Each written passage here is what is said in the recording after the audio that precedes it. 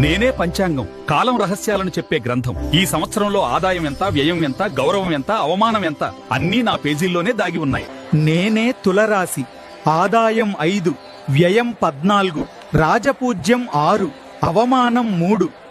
నేనే వృశ్చిక రాశి, ఆదాయం 11, వ్యయం 5, రాజపూజ్యం 2, అవమానం 6.